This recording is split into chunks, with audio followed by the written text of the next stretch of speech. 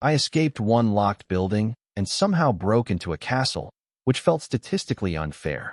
Caleb Morgan whispered the words to himself as rainwater dripped from his hair onto a polished stone floor that absolutely had not existed 30 seconds earlier. One moment, he had been running through an abandoned subway platform outside Boston, heart pounding, hospital wristband still tucked under his sleeve, every fluorescent light behind him feeling like proof that someone would eventually catch up. The next, he had shoved open a dented metal service door and stepped into a vast hall lit by chandeliers. Caleb turned around. The door was gone. Not closed. Gone. Behind him stood a wall covered in dark blue banners embroidered with a silver crest. Okay, he breathed. This is either extremely bad therapy or I have finally upgraded to premium hallucinations. Footsteps approached. Two guards in formal uniforms appeared at the far end of the hall. Caleb froze. Swords hung at their sides, but neither man reached for them. One simply raised a hand. State your name. Caleb stared at him. The accent was wrong. The clothes were wrong. The castle was aggressively wrong. Caleb Morgan. The guard glanced at his soaked clothes. House. Apartment, technically. Neither guard appreciated that. One of them looked toward the crest behind Caleb. Silver hawk. Black crown. Whitmore. Caleb stopped breathing. He knew that symbol. Not from history. Not from television. From a novel. A dark fantasy novel he had read during treatment because sleep had become optional and fiction had been easier than listening to people debate whether his memories were real. The Kingdom of Hollow Stars. Caleb remembered the political houses, the winter court, the betrayals, and one-man readers spent hundreds of pages calling a monster. Damian Whitmore.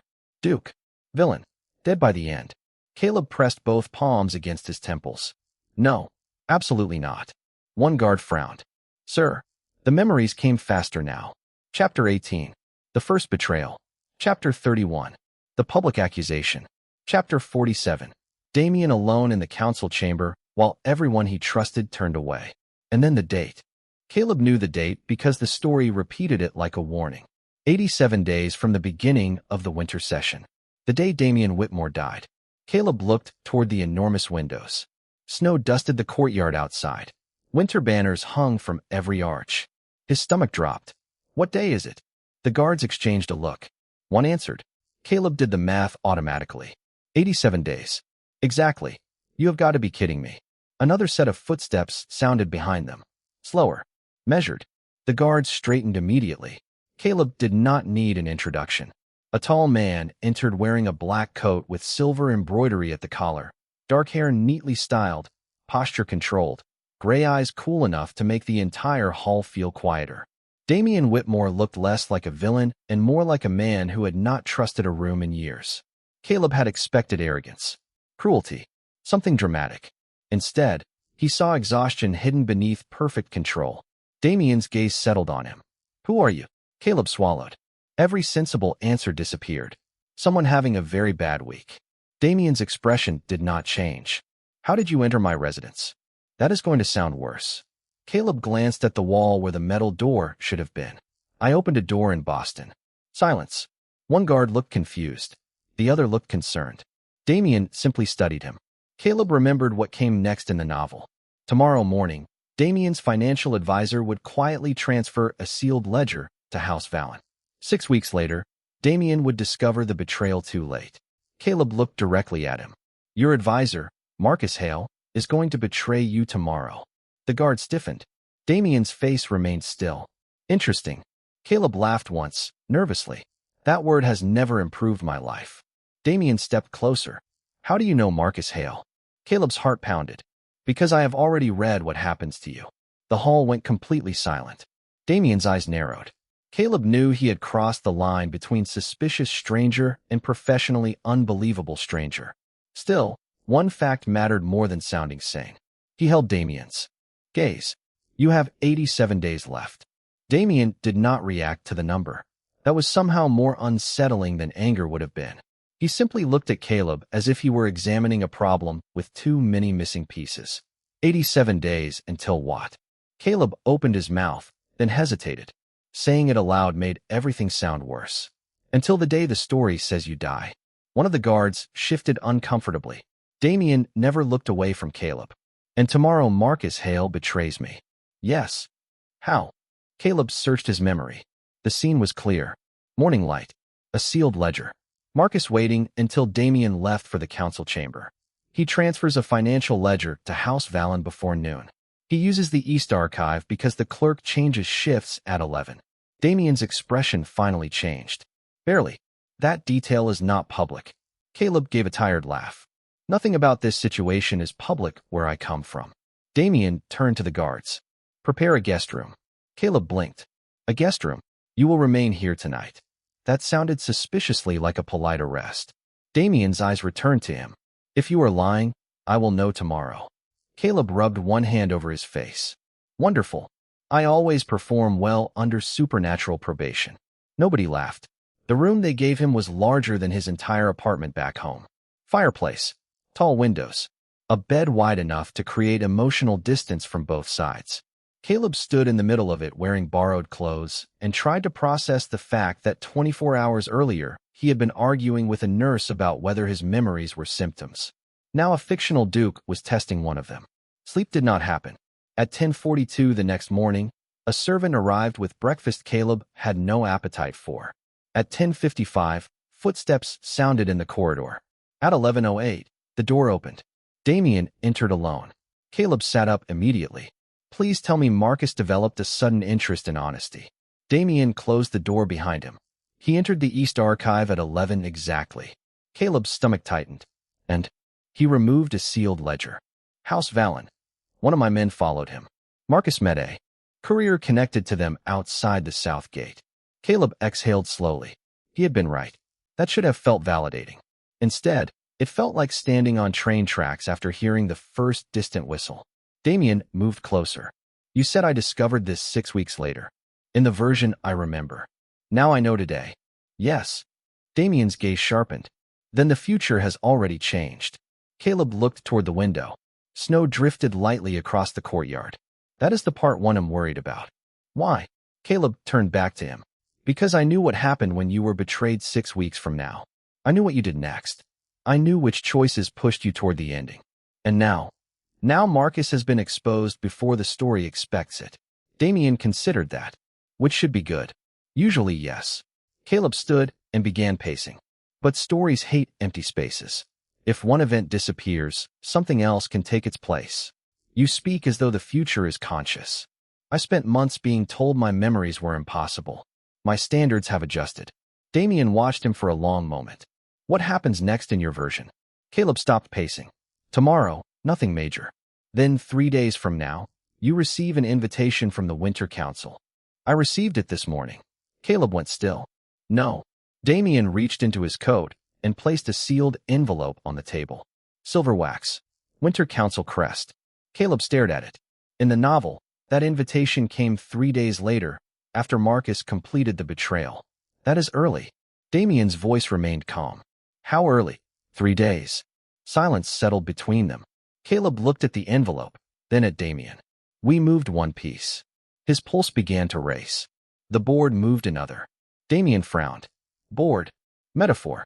Caleb pressed both hands against the edge of the table. The timeline is already compensating. Damien studied him, then said, You are coming with me. Caleb looked up. Where? Whitmore Estate. I thought this was Whitmore Estate. This is my winter residence. Caleb stared at him. You have more than one castle? Yes. Caleb closed his eyes briefly. Of course you do. Apparently villainy comes with real estate. Whitmore Estate was not a castle. Caleb decided this was technically true in the same way a private jet was technically transportation. The main house stretched across a snowy hillside with dark stone walls, tall windows, and enough chimneys to suggest either wealth or an aggressive commitment to fireplaces. Caleb stepped out of the carriage and stared. You called this an estate. Damien adjusted one glove. It is. That word is doing a heroic amount of work. Damien ignored him and walked toward the entrance. Caleb followed, still trying to reconcile the man beside him with the version he remembered from the novel. In the story, Damien Whitmore was cold, arrogant, and feared by everyone who served him. In reality, the first thing he did after entering was ask an elderly housekeeper whether her knee was bothering her again.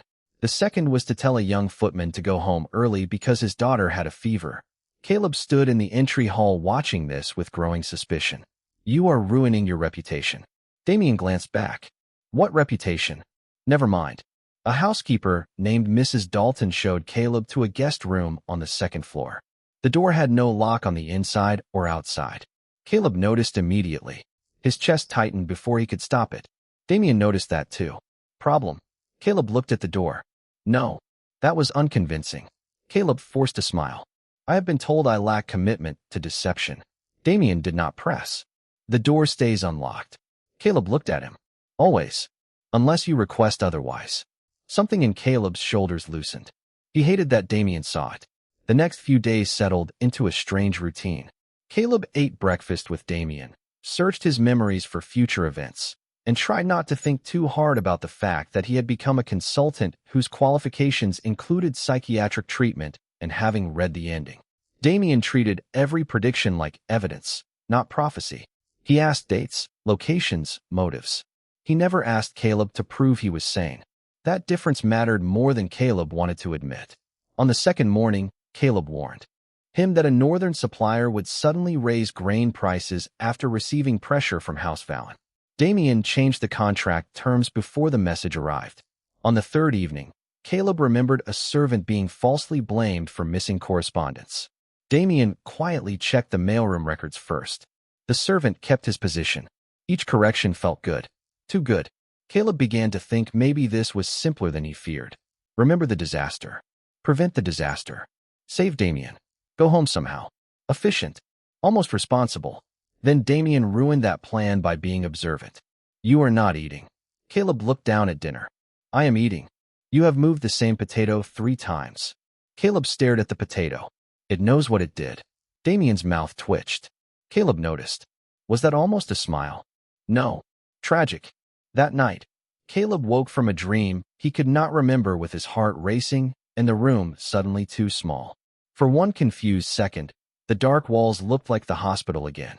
Locked doors, fluorescent lights, voices telling him his memories were symptoms. Caleb crossed the room too quickly and grabbed the door handle. It opened immediately. He stood there breathing hard.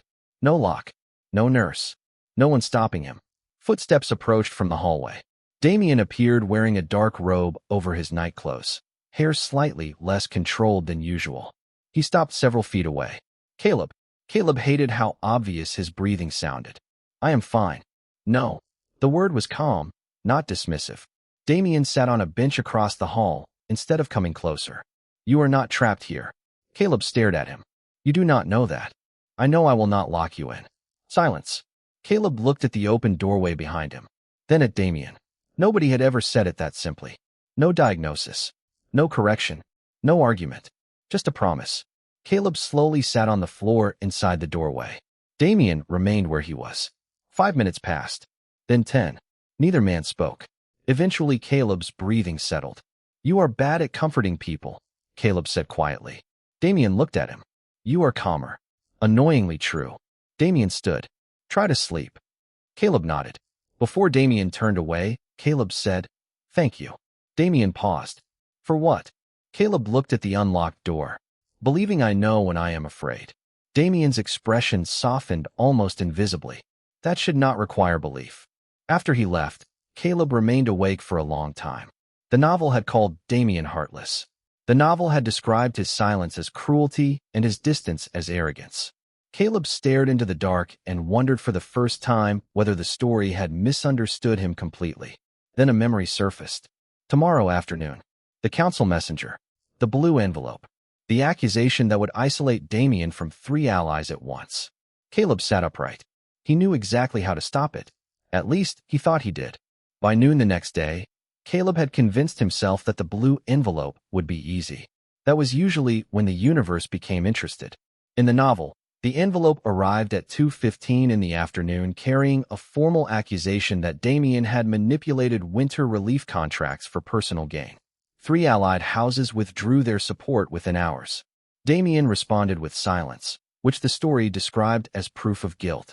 Caleb remembered the scene clearly enough to hate it. At 1:50, he found Damien in the library reviewing council correspondence. The messenger comes at 2:15. Damien did not look up. Blue envelope? Caleb paused. You remembered. You mentioned it last night. Something warm and inconvenient moved through Caleb's chest. Right. Good. Excellent memory. Very threatening trait. Damien set down his pen. What do you suggest? Do not accept it privately. Have Mrs. Dalton and your legal secretary present. Open it in front of witnesses. Then request the original contract records immediately. Damien studied him. You believe the accusation depends on isolation. I think the story needed everyone to hear the accusation before anyone saw the evidence. Damien's eyes narrowed slightly. That is not the same thing. Caleb frowned. What do you mean? You keep describing events as if someone arranged them for effect. Caleb looked away. That is how I remember them. At 2:12, a messenger arrived. 3 minutes early. Caleb stared at the clock. I hate when reality improvises. Damien invited Mrs. Dalton and his secretary into the room exactly as planned. The envelope was opened. The accusation was there. The relief contracts were there too. But the numbers were wrong. Not forged. Not altered. Simply incomplete. Someone had removed a supplemental ledger that proved Damien had personally covered a shortage when regional funds were delayed. Caleb remembered none of that. Damien did not look surprised. Where is the supplemental ledger? He asked his secretary. In the North Archive, Your Grace. Bring it. 10 minutes later, the missing record sat beside the accusation. The entire charge collapsed without drama. Caleb should have felt triumphant. Instead, he felt unsettled. You paid the shortage yourself? Damien looked at him. Yes. The novel said you diverted those funds. Apparently the novel was mistaken. Caleb laughed weakly. That is becoming a theme. Damien closed the file. What else did it say? The question landed heavier than Caleb expected. He hesitated. That you dismissed the village requests during the first winter. Damien's expression changed. I delayed them for 6 days because the road had collapsed. Supplies were sent once the pass reopened. Caleb went still. That was not in the book. Clearly, Caleb looked toward the fire. More memories surfaced. Damien refusing a council invitation. The narration calling it arrogance. Damien had actually been caring for his sister during an illness. Damien dismissing a servant. The book had called it cruelty. The servant had been quietly moved to a safer position after being threatened by a noble family. Every sharp edge Caleb remembered began looking different when turned toward the light. The story made everything you did sound worse. Damien leaned back. Stories often do that when they already know who the villain is supposed to be. Caleb stared at him. That sounded suspiciously self-aware. I have been called worse things than villain. There was no bitterness in his voice. That made it harder to hear. Caleb sat across from him. Did you ever try to explain yourself? Damien gave him a look that was almost tired amusement. To people who had already decided what explanation they preferred. Caleb fell silent. That answer felt too familiar. He remembered hospital rooms. Doctors taking notes before he finished speaking. People hearing the word impossible and deciding the rest did not matter. Damien noticed the shift in his face. What? Caleb shook his head. Nothing. Another unconvincing answer. Caleb looked at him. Maybe I understand that part. Damien did not ask him to explain. He simply poured tea into a second cup and pushed it across the table. Caleb accepted it. No honey this time. Apparently this world had limits. You know, Caleb said, if the book was wrong about you, that creates a very inconvenient problem, which is, I crossed dimensions with a survival guide written by someone who apparently hated you. Damien's mouth curved faintly, then stopped treating it as scripture. Caleb looked down at the tea. That sounds easy when you say it. Most difficult things do. Outside, snow drifted past the tall windows. Inside, the library felt warmer than it had any right to. Caleb realized the person he had come to save was becoming less like a character every day. And the more human Damien became, the less Caleb trusted the story that had condemned him. The next major prediction was supposed to be simple. Caleb remembered it with irritating confidence. 3 days after the council accusation failed, Damien would receive a sealed summons from the Winter Council demanding his presence at an emergency hearing. In the novel, that hearing became the moment Damien lost 2 remaining political allies. Caleb had spent the morning preparing. He wrote down the names, the sequence, the questions, the exact phrase one councilman would use before turning against Damien. By lunchtime, he had convinced himself he was ready. At 1 o'clock in the afternoon, nothing happened. At 2 o'clock, still nothing. By 3:30, Caleb was pacing the library with his notebook open. This is wrong. Damien sat near the fire reading correspondence. You have said that 6 times. Because time continues to disrespect me. Perhaps the summons is late. It was. Never late. Caleb checked the clock again. It arrived before lunch. Damien looked up. In the book. Caleb stopped. Yes. The same book that accused me of stealing relief money. Caleb frowned. That is not helpful. It is relevant. At 4:10, Mrs. Dalton entered carrying a letter. Caleb nearly pointed at it in triumph. There. Mrs. Dalton hesitated. This is not from the Winter Council. Caleb's hand slowly lowered. Damien accepted the envelope and broke the seal. His expression changed as he read. What is it? Caleb asked. Damien handed him the letter. It was an invitation from the Royal Historical Society requesting access to old Whitmore family archives for an exhibition on the founding houses. Caleb stared at the page. This never happened. You seem offended.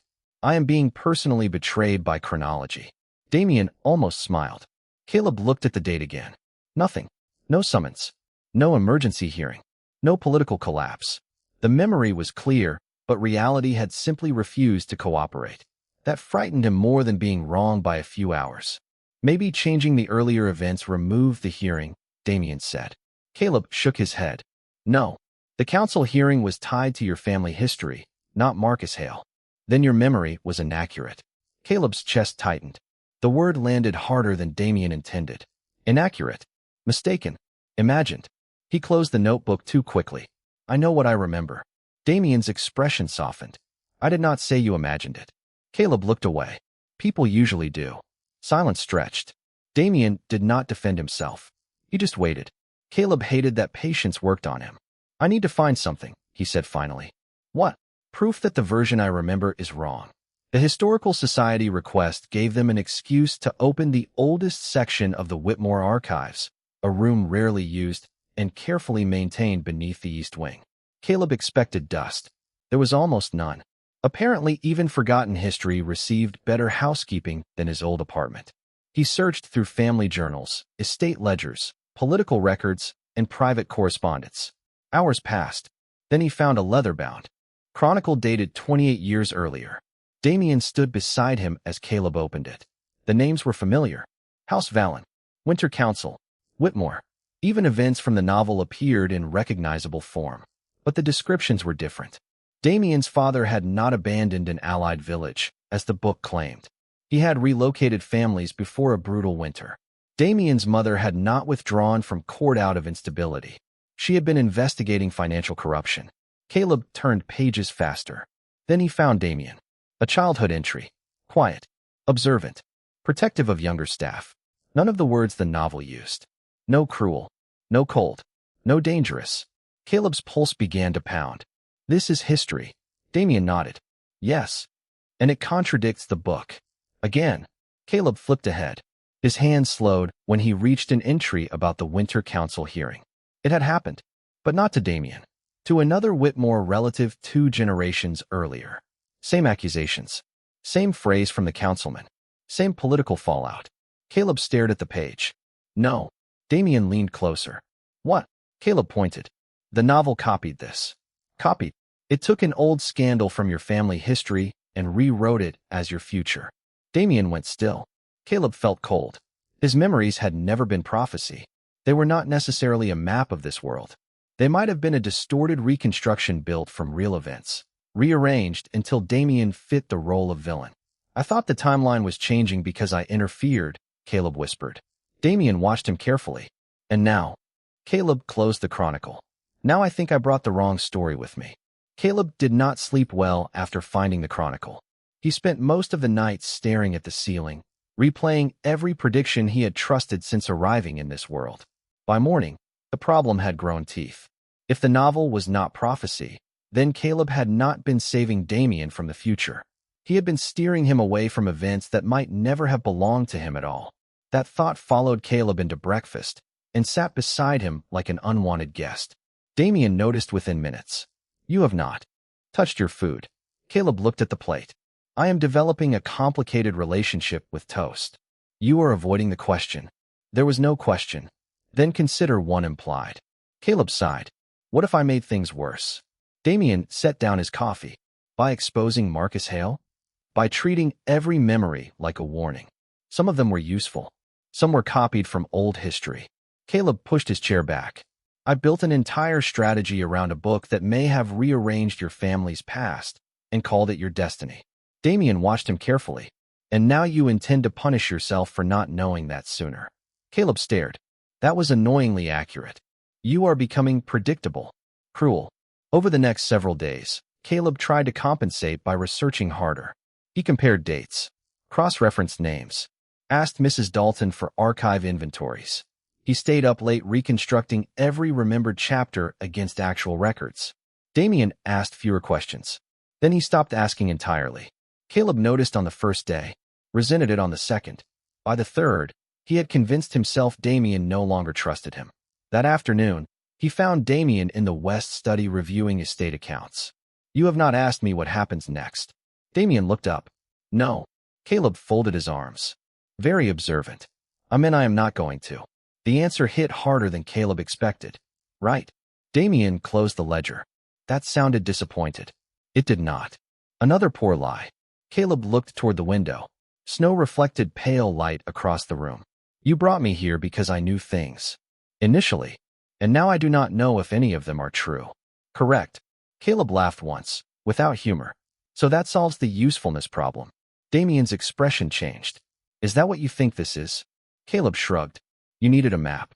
Turns out the map was drawn by someone with an agenda. Damien stood. Caleb, it is fine. Stop saying that when it is obviously not. Caleb went quiet. Damien remained several feet away, the same distance he had kept during Caleb's panic in the hallway. I stopped asking because every time I ask about the future, you disappear into those memories for hours afterward. Caleb looked at him. Damien continued. You stop sleeping. You forget meals. You act as if one incorrect prediction means you failed me. If I cannot help you, why am I here? The question escaped before Caleb could stop it. Silence followed.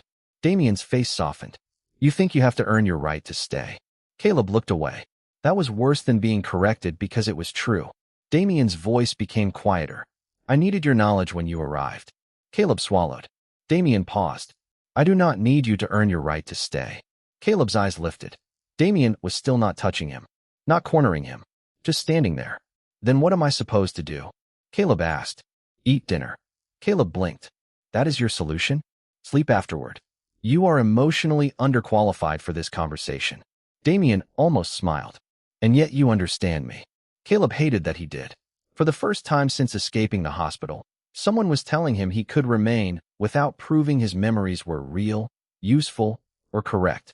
He did not know what to do with that kind of permission.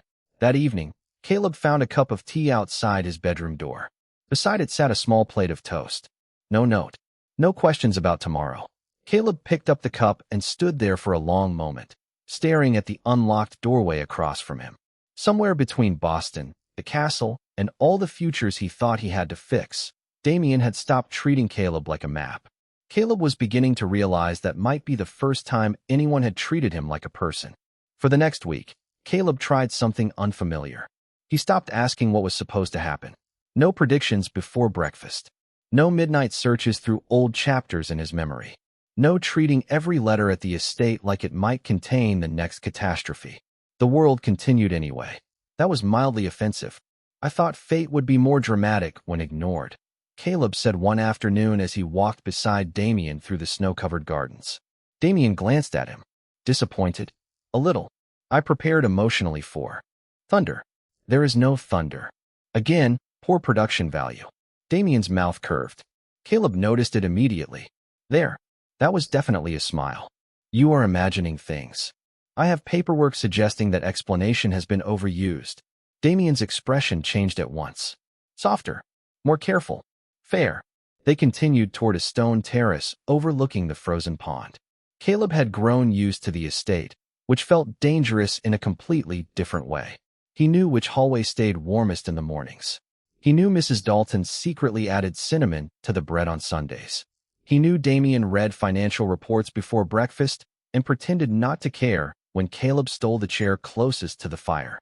None of those details existed in the novel. They belonged to a life. Their life, somehow, Caleb sat on the terrace wall. I have been thinking. Damien stopped nearby. That usually concerns me. Caleb stared. Was that humor? Answer the question. There was no question. Then continue. Caleb looked across the white fields. If the story was wrong about you, and wrong about your family, then maybe the ending was wrong too. Damien remained quiet. That seems likely. Except one thing keeps bothering me. Caleb reached inside his coat and pulled out the small notebook he had been avoiding for days. On the first page, he had written the number when he arrived. 87. Every morning, he had crossed one day off. Damien looked at the remaining count. 12. Your supposed death date, he said. Caleb nodded. Every event around it has changed. Marcus was exposed early. The council hearing never happened. The relief accusation failed. But I still remember the date clearly. A memory is not a law. I know. Caleb hesitated. But yesterday I found something in the archive. Damien's expression sharpened. Caleb handed him a copied passage from an old ceremonial record. It described what the writer called a fixed point, a moment when political fate could transfer from one marked figure to another if the original outcome became impossible. Damien read it twice. This is folklore. Probably. You sound unconvinced. Caleb looked away. The date in. The margin is the same. Damien went completely still. 12 days from now. Caleb felt the old instinct return. Solve it. Fix it. Become useful before someone else had to pay. If fate needs a replacement, he said carefully, then maybe it does not matter who. Damien lowered the page. No. Caleb looked at him. You do not even know what I was going to say. I know exactly what you were going to say. That feels invasive. You were going to suggest taking my place. Caleb said nothing. Damien's face lost every trace of amusement. Absolutely not. If the choice is between you dying and me taking whatever consequence the story requires, that is not exactly complicated. It is to me. Caleb stared at him. The answer came too quickly, too personally. Damien stepped closer, then stopped several feet away. You do not get to turn yourself into payment because you crossed a door and decided my life mattered. Caleb's throat tightened. Your life does matter. So does yours. Silence. Caleb looked down at the snow. He had spent so long believing usefulness was the safest reason anyone could want him around that the simplicity of Damien's words felt almost unbearable. Damien continued, quieter. You were supposed to be someone no one believed. I was supposed to become someone everyone feared. Caleb looked up. Damien held his gaze. Perhaps the story was wrong about both of us. Caleb tried to smile. You make rebellion sound annoyingly reasonable. Then be reasonable. Damien slowly extended one hand. He did not grab Caleb, did not pull him closer. He simply waited. Caleb looked at the offered hand, then took it. Warm fingers closed gently around his. No prophecy, no warning, no hidden chapter, just choice. Caleb let out a breath. Fine. No heroic replacement plan. Damien's grip tightened slightly. Good. But we still have 12 days. Then we use them. Caleb looked at the crossed-out numbers in his notebook. For the first time, the countdown did not feel like an execution clock. It felt like a deadline. And deadlines, Caleb had always understood. The 12-day deadline turned Whitmore Estate into the quietest war room Caleb had ever seen. No weapons, no shouting, just paper, tea, and enough family records to bury a small government. Caleb preferred it that way. If destiny expects dramatic confrontation, I hope it is emotionally prepared for filing cabinets, he said on the first morning. Damien looked up from a stack of council records. You are enjoying this too much. I am coping professionally. Their plan was simple in theory and rude in practice. Stop trying to predict Damien's death. Instead, identify every person, contract, rumor, and political dependency that could make the fixed point possible. If the story needed Damien isolated, they would remove isolation. If it needed false accusations, they would publish evidence first. If it needed betrayal, they would make secrecy expensive. For 5 days, they worked through the estate archives. Caleb found patterns the novel had never explained. Several of Damien's political enemies had gained influence through the same council clerk. 3 damaging rumors traced back to one correspondence office. House Vallon had quietly benefited each time the Whitmore family lost standing. None of it proved supernatural fate, but it proved something more useful. People had been arranging the conditions for Damien's downfall long before Caleb arrived. So maybe the fixed point is less mystical than advertised, Caleb said, leaning over a table covered in documents. Damien stood beside him. You sound disappointed again. I expected cursed stars. Instead, I got coordinated bureaucracy. Bureaucracy is often worse. Caleb looked at him. That may be the most villainous thing you have ever said. Damien almost smiled. On day 7, they sent copies of financial records to 3 neutral houses. On day 8, Damien publicly restored correspondence that had previously been withheld from the Winter Council. On day 9, Mrs. Dalton discovered that a messenger attached to House Vallon had been requesting staff schedules. Damien changed every household routine and informed the council openly. No accusation, no secret retaliation, just transparency. The more they removed hidden pressure, the calmer the estate became. Caleb should have felt better. Instead, the date in his notebook kept getting closer. For days. 3, 2. On the evening before the deadline, Caleb found Damien alone in the library. Snow pressed softly against the windows. The fire had burned low. Damien was reading the ceremonial record again, still hoping it contains a footnote that says fixed points take holidays. Caleb asked. No. Shame. Damien closed the book. You are afraid. Caleb leaned against the doorway. I am maintaining a healthy respect for statistically inconvenient dates. Caleb. He sighed. Yes, I am afraid. Damien stood but did not approach immediately. Caleb appreciated that. What if we missed something? Caleb continued. What if tomorrow does not care about records or witnesses or political alliances? What if the ending happens because it has to? Damien's expression stayed steady. Then we face what actually happens, not what a book told you would happen. That sounds annoyingly mature. You dislike mature answers. They are difficult to mock. Damien stepped closer, stopping within arm's reach.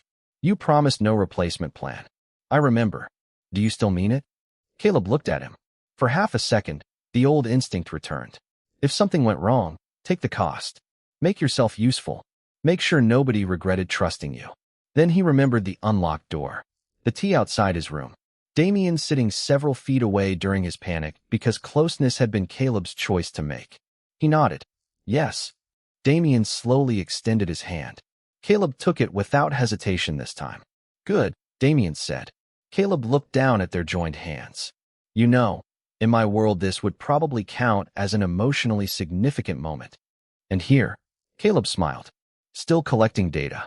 Damien's expression softened. Coward. Caleb stared at him. Did you just call me a coward? You heard me. This relationship has deteriorated rapidly. Neither of them released the other's hand. After a moment, Caleb's smile faded. Damien. Yes. Caleb held his gaze. If tomorrow goes wrong, I do not want you deciding my life for me either. Damien went quiet. Caleb continued. No sending me away. No protecting me by removing my choice. If we are refusing the story, we refuse all of it. Damien considered that for a long moment. Then he nodded. Together.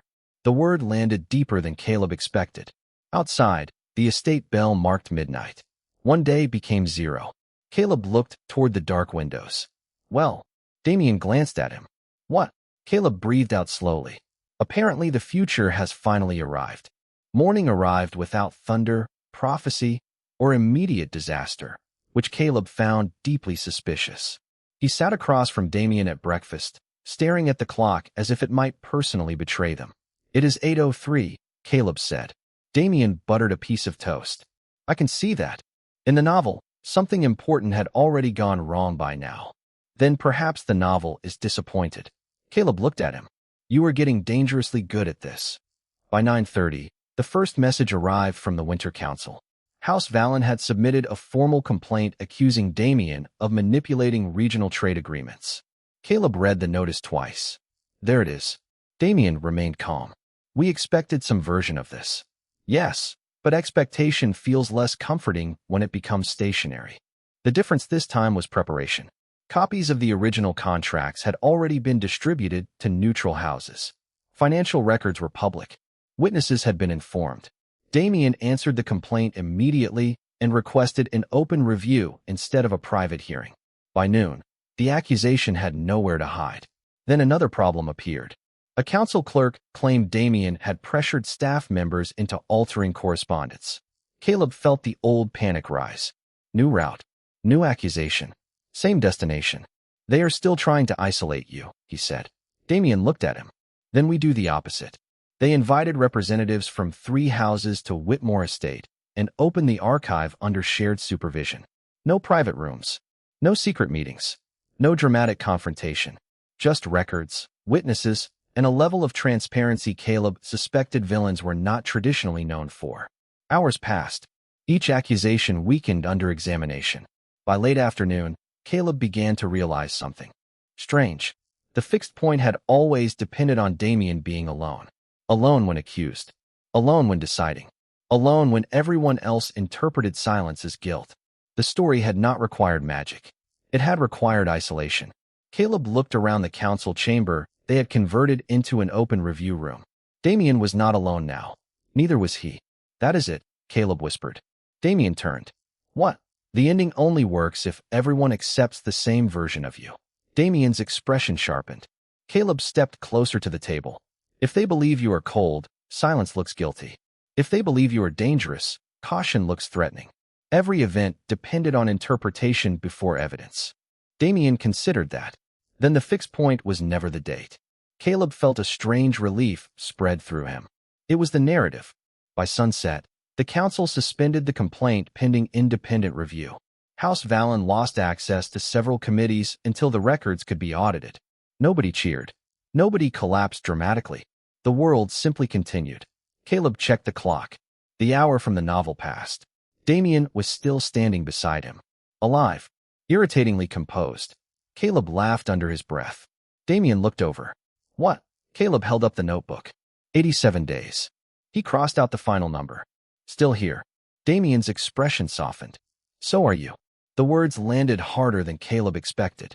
They returned to Whitmore Estate after dark.